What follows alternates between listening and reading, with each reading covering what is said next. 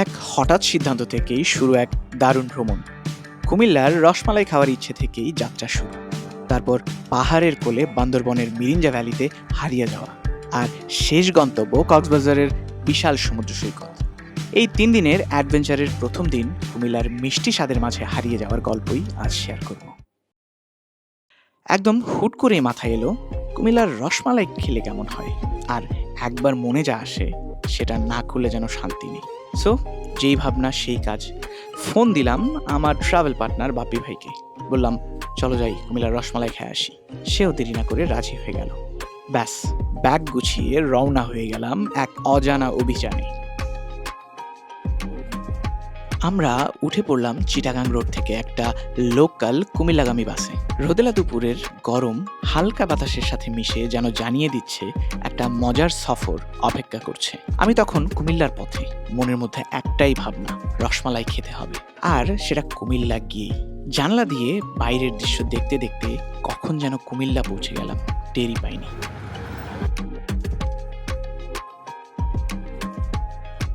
বাস থেকে নেমেই দেখি রাস্তার ধারে টাটকা আনারস বিক্রি হচ্ছে। আর দেরি না করে এখান থেকেই আমাদের খাবারের যাত্রা শুরু হলো। মনে রাখবেন, এই জার্নিটা কিন্তু রোজার আগে ছিল, তাই খাওয়া দাওয়ার কোনো বাধা ছিল না। এরপর অটো ধরে সোজা চলে গেলাম কুমিল্লার বিখ্যাত আদি মাতৃভাণ্ডার, যেখানে রসমালাইয়ের আসল স্বাদ পাওয়া যায়। দুজনের জন্য আধা কেজি রসমালাই কিনে নিলাম। কিন্তু শুধু দোকানে বসে খেলে কি আর মজা? ঠিক করলাম ধর্মসাগরের পাশে বসে খাওয়া হবে।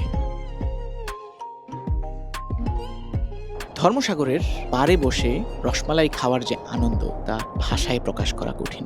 চারপাশের নির্মল পরিবেশ, শান্ত বাতাস আর সুস্বাদু রসমালাই, সবকিছু মিলে এক অনন্য অনুভূতি। আহ, এই ফ্রেশ নরম দুধের স্বাদ মাখা মিষ্টি, এক কথায় অসাধারণ। সত্যি বলতে এমন স্বাদের জন্যই হুটহাট ট্রিপ দেওয়া যায়।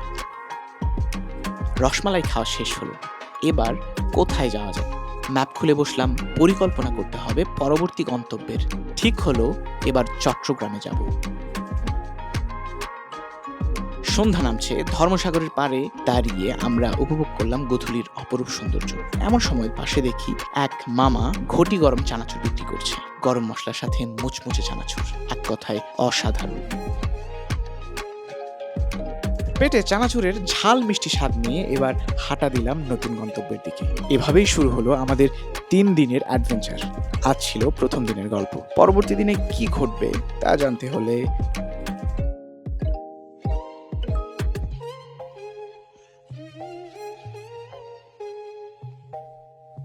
চোখ রাখুন আমাদের পরবর্তী ভিডিওতে।